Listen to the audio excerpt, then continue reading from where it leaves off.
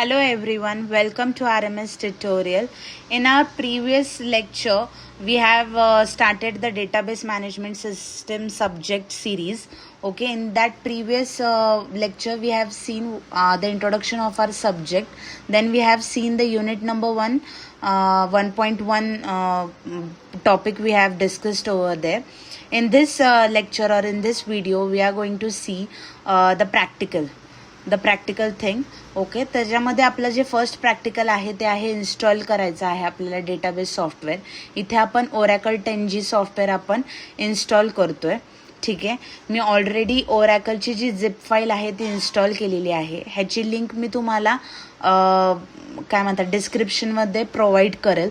Also मी password पण तुम्हाला त्या डिस्क्रिप्शनमध्येच प्रोव्हाइड करेल. तो पासवर्ड फक्त तुम्हाला एक्स्ट्रॅक्शनच्या वेळेस टाकायचा असतो. एक्स्ट्रॅक्ट केलं की तुमच्या फाईल एक्सप्लोररवर जिथे तुम्ही फाईल डाउनलोड केली आहे तिथे ते तुम्हाला एक्स्ट्रॅक्ट करायचं आहे. एक्स्ट्रॅक्ट केल्यावर तुम्हाला दोन फाईल्स इथे दिसतील, एक ओरॅकल युनिवर्स आणि एक ओरॅकल क्लायंट म्हणून. पहिलं तुम्हाला ओरॅकल युनिवर्स म्हणून जी फाईल आहे ती इन्स्टॉल करायचं आहे. इन्स्टॉल केल्यावर तुम्हाला काय नाही, इन्स्टॉलेशनमध्ये फक्त तुम्हाला नेक्स्ट करायचं आहे. You have to accept the terms and policies and then you have to finish the process and then afterwards you have to set the password. Okay, ते तुम्हाला पासवर्डचं विचारतं. बाय डिफॉल्ट ID सेट झालेला असतो system किंवा सिस म्हणून. फक्त तुम्हाला पासवर्ड सेट करायचा असतो. तो सेट केला की ते होऊन जातं. आणि त्याच्यानंतर आहे क्लायंट. ओके, क्लायंटची जी फाईल आहे दोन्ही सायमल्टेनियसली बिलकुल रन करायचं नाही आहे. पहिले युनिवर्स वाली फाईल रन करायची आणि मगच क्लायंटची फाईल रन करायची आहे. क्लायंटचं पण सेम प्रोसिजर आहे. इथे पासवर्ड सेट करायची गरज नाही कारण ऑलरेडी युनिवर्समध्ये ते सेट झालेलं असतं. सो क्लायंटमध्ये त्याला करायची गरज नाही आहे. असे दोन्हीही आपण ऑलरेडी, आता मी तर ह्या PCवर ऑलरेडी इन्स्टॉल केलेलं आहे. सो मी तुम्हाला ते प्रोसेस दाखवू नाही शकत. ऑल्सो ती प्रोसेस जेव्हा आपण करतो तेव्हा ती स्क्रीन रेकॉर्ड करू नाही शकत आपण ती प्रोसेस. सो देअरफॉर मी तुम्हाला ओरली सांगते. Okay, let's minimise this process.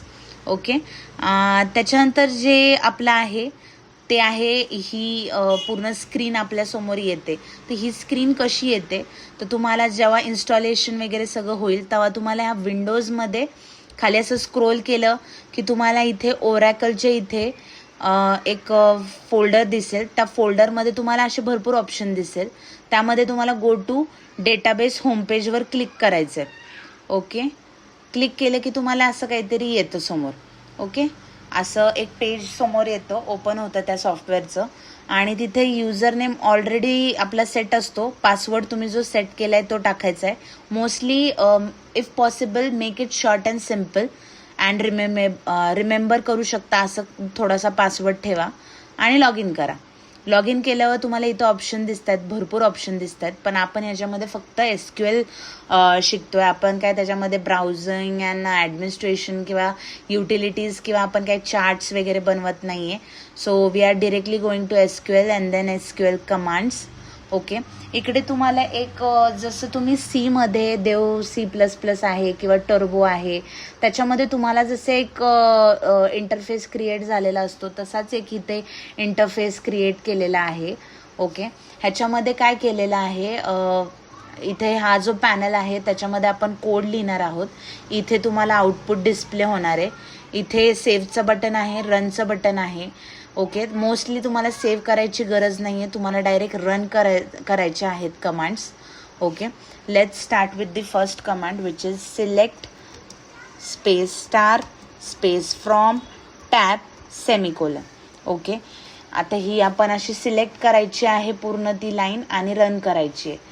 Run केलं की तुमच्यासमोर इकडे फाईल्स येतात. हे फाईल्स काय आहेत किंवा ही कमेंट काय आहे, आपण ही एक नॉर्मल इंटरॅक्शन करतोय त्या सॉफ्टवेअरसोबत. तर पहिली कमांड आपण अशी टाकली आहे की तुझ्या ह्या म्हणजे त्या ॲप्लिकेशनला आपण असं सांगतोय की बाबा तुझ्या ॲप्लिकेशनवर तुझ्या सॉफ्टवेअरवर जितकी पण फाईल्स आहेत त्या आपल्याला दाखव, डिस्प्ले कर.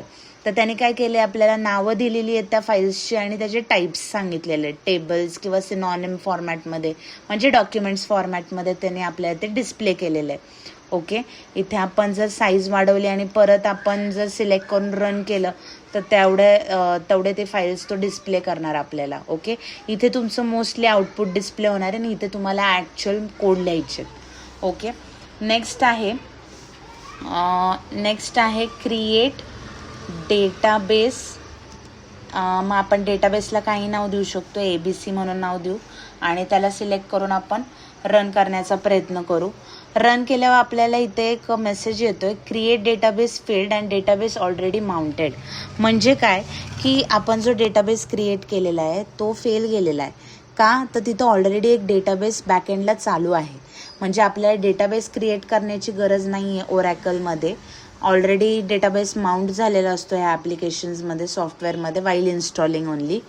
Okay, then the next command is create table. टेबलचं नाव आपण देऊ IMP11. ठीक आहे, आणि आपण रोज घेऊ, जसे की आपले रोज असतात राईट, कॉलम्स असतात, तसं आपण काय करू, ID घेऊ, त्याचं डेटा टाईप देऊ आपण नंबर. ओके, त्याच्यानंतर आपण त्याला साईज देऊ, कॉमा नेम. त्याच्यानंतर आपण त्याला पण डेटा टाईप देऊ var2 आणि त्याला पण साईज देऊ आपण 20, कॉमा सॅलरी. त्याच्यानंतर त्याला पण आपण डेटा टाईप देऊ आणि त्याला पण आपण साईज देऊ.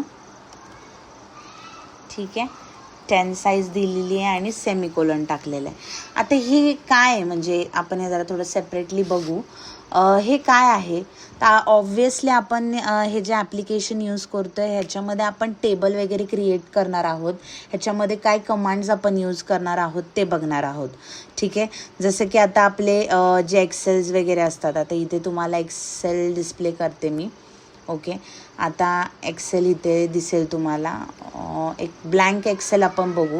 ह्या एक्सेलमध्ये कसे तुम्हाला रोज अँड कॉलम सगळं दिलेलं आहे. तुम्हाला फक्त त्या पर्टिक्युलर सेलवर जाऊन तुम्हाला ती टाईप करायचं आहे राईट, आणि तुम्हाला ते रेकॉर्ड मेंटेन करायचं आहे. बट मी जर म्हटलं तुम्हाला की हे जे टेबल स्ट्रक्चर आहे ह्यासाठी पण तुम्हाला जर कोडिंग करायची आहे, ओके, किंवा प्रत्येक जे कॉलम्स तुम्ही घेतात, इथे आपण घेतला ID राईट, त्याच्यानंतर नेम, त्याच्यानंतर सॅलरी राईट, हे आपण असं जर टेबल बनवायला गेलो एक एक एक एक तर ते आपण इझिली पुटअप करू शकतो. पण ह्याच्यासाठी जे मागं कोडिंग लागते हे जर मी तुम्हाला करायला लावलं तर मग त्यासाठी आहे तुमचं हे application which is Oracle. Here it shows actual commands to create the table, to use the data type, how to alter, add, update, manipulation करू शकतो आपण. मग कसा डेटा आपण स्टोअर करू शकतो आपल्या डेटाबेसमध्ये आणि कसं त्याला आपण यूज करू शकतो फर्दर. तर पहिलं आपण टेबल क्रिएट करण्यासाठी क्रिएट टेबल, टेबलचा ID, टेबलचं नाव आणि त्याच्यामध्ये जे कॉलम्स तुम्ही घेताय, म्हणजे जसं की ID घेतो आहे आपण पहिलं कॉलम, मग नेम घेतो आहे आणि मग सॅलरी घेतो आहे राईट. हे असं आपण फक्त कॉलम हेड घेतो आहे आणि त्याला आपण काय करतो आहे, आपण डेटा टाईप देतो आहे. आता ID हे इंटिजर फॉर्मॅटमध्ये, इथे आपण इंट नाही यूज करत आहे, इथे आपण काय डेटा टाईप यूज करतो आहे, नंबर, आणि त्याची साईज काय देतो आहे आपण तिथे 10, की लाईक 10पर्यंतचे डिजिट्स आपण घेऊ शकतो किंवा रोज अवेलेबल होऊ शकतात. नेमला आपण काय दिलं आहे, var2 आणि अगेन सॅलरीला आपण काय दिलेलं आहे, नंबर, कारण सॅलरी ही डिजिट फॉर्मॅटमध्ये असते.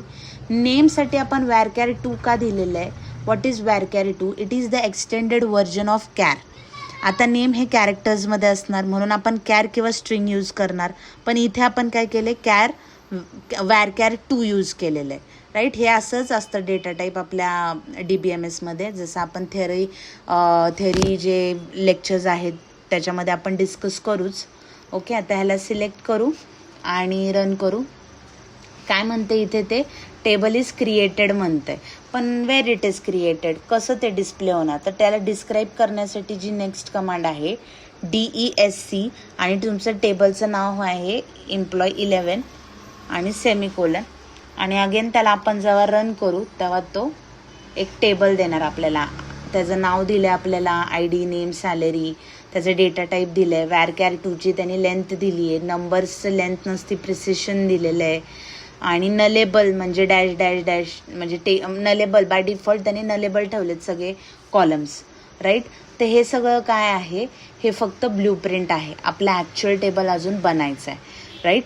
तर फर्स्ट प्रॅक्टिकलमध्ये तुम्हाला एवढंच करायचं आहे की तुम्हाला इन्स्टॉल करायचं आहे आणि त्याचं एक फर्स्ट जी कमांड आहे क्रिएट अँड डिस्क्राईब ती तुम्हाला परफॉर्म करायची आहे. ओके, आपण पुढच्या व्हिडिओमध्ये बघणार आहोत की ह्याच्यामध्ये कसं इन्सर्ट केल्या जातात रेकॉर्ड्स, ह्याच्यामध्ये कसं डेटा ॲक्च्युअल फिल केला जातो, त्यासाठी कुठल्या कमांड्स आहेत हे आपण नेक्स्टच्या व्हिडिओमध्ये बघणार आहोत. Okay, thank you everyone. If you like this video, do like, share, subscribe and comment. Also join our Telegram link, त्याच्यामध्ये मी युनिट नंबर 1चे नोट्स पाठवलेले आहेत. प्लीज जाऊन टेलिग्राम लिंकची टेलिग्रामची जी लिंक आहे ती मी डिस्क्रिप्शनमध्ये दिली आहे, ते लगेच जॉईन करा. Okay, if any doubt, do contact me, do comment me on the comment section of this video. Thank you everyone.